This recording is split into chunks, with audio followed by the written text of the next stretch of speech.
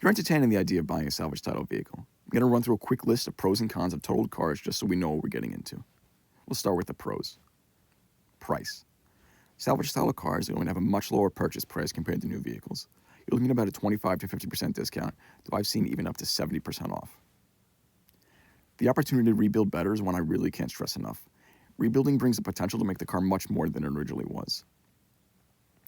The potential for profit is definitely there, though rebuild titles still fetch less than clean titles. There is room for profit if you're able to bring the car back and sell it for more than you put in. Now to the cons.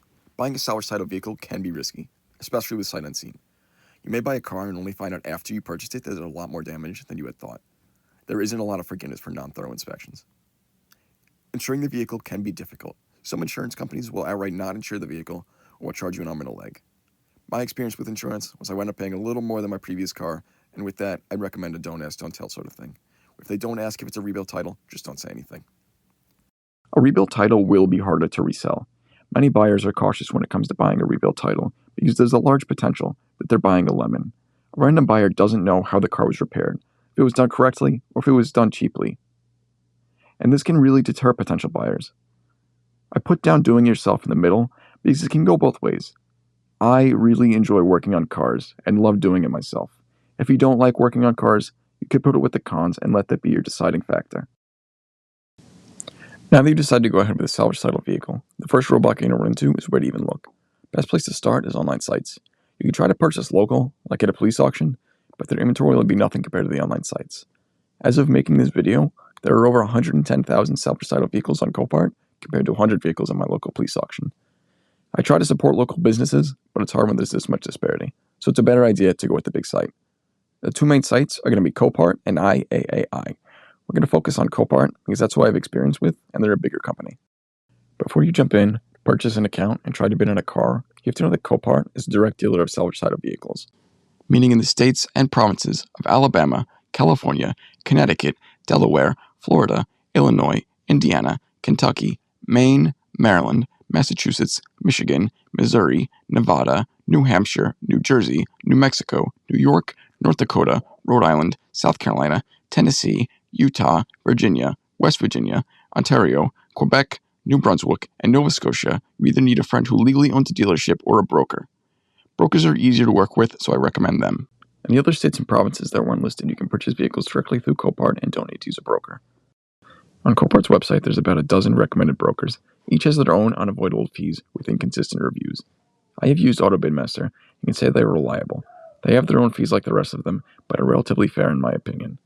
The Better Business Bureau has them at 2 out of 5 stars, but if I'm going to be honest, most of the 1 stars weren't written about the service from the broker, rather the vehicles that were purchased and the problems with them. Now that you know where to look, let's look at what you're looking for. A major part of finding a good rebuildable car is selecting one that is actually rebuildable. You have to really inspect these cars. You have to know what to avoid. Things like major frame damage, flood damage on significantly digital cars, or crash damage that significantly alter the mechanics and driveline, or fire damage. Most fire damage cars aren't even worth thinking about. Here are a few vehicles that I believe aren't worth trying to repair. We'll have a deep dive into why in a separate video, but these are all too much work unless you're starting a massive project or just need it for parts. You can buy a completely destroyed vehicle and use its parts for another car that is worth fixing, but these are all, in my opinion, not worth fixing. So once you've found a car that looks good, looks fixable, looks like something you can handle, you can run a VIN check. AutoBidmaster has 5 VIN checks with their advanced membership, so use them sparingly. Use them on a car you really like or think will work. But what you're looking for is to find something that really jumps out at you, something that looks fishy, like theft reports, vehicle history, insurance claims, odometer rollbacks, things that could seriously alter or hide serious problems with the car. Theft especially can be very hit or miss. You never know with a stolen car what damage may be hidden, if parts were taken, or anything like that. You really want to be careful with selecting the kind of car you're buying, as in know if the car is worth buying. Like, is it going to blow up within a year? Is it known to be unreliable, or known to be difficult to work on? What I'm trying to say is just know whether or not it was a good car before it was totaled. Finally, keep your budget in mind. Price out the big stuff that needs to be replaced.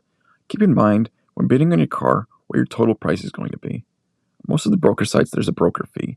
On AutoBidmaster's advanced membership, it's either $2.99 or 5% of the vehicle's final price. So during the live bidding, Make sure you're aware of that, so you don't win a car only to find out you can't actually buy it. You also have to think about transportation. How are you getting a car that can't be driven home? Are you going to pick it up or hire a driver? Keep in mind a driver can get pricey. North Carolina to New York was almost $1,300 for me, so just make sure you think about these things. If everything looks good, you found your car, you can proceed to taking steps towards buying. If you decide after all this you still like what you see, don't immediately start pre-bidding on the car. This is bidding before the live auction. You should wait for the car to go on live auction before you start outbidding every counterbid. If you bid on a car before the live auction, you run the chance of potentially inflating the final price. It just gives more people the opportunity to keep outbidding you, or if you wait for the live auction, people might just not outbid you, they might bid on another car, for some other reason, hopefully not bid on your car. Once you win a car, you're ready to start the rebuild and get your rebuild title. Getting a rebuild title sounds like a huge headache, but once you break it down, it is very straightforward. To turn a salvage into a rebuild title, the DMV really just wants to see two things: that the car is safe to drive, and that you didn't use stolen parts to fix it. The big focus is on making sure nothing stolen wound up on your car. Safety is important, but the main thing they care about is that every single replaced item wasn't stolen. That means keep every receipt: headlight bulbs, fenders, body filler, even random bolts. If you bought it, keep the proof. Inspectors aren't going to stress over how perfect the car looks or runs. If your lifters tick a little, or if you've got a door that isn't painted yet, that's fine. But if you roll in missing a bumper, slipping on bald tires, or with a cracked windshield, they're going to fail you before you get to the lift. The bottom line is, if you can put the car back together in a way that's safe and not absolutely horrible looking, you've got the receipts to back it up, you're good to go.